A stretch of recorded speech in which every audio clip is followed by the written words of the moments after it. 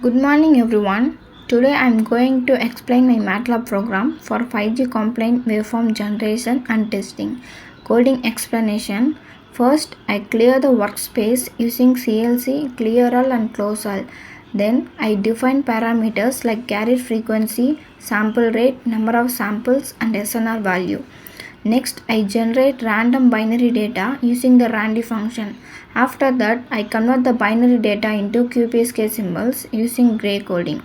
Then I create a time vector and generate the carrier signal. By multiplying the carrier with QPSK symbols, I get the transmitter signal. Next, I add noise using AWGN to simulate real-world conditions. At the receiver side, I demodulate the signal and extract fast information.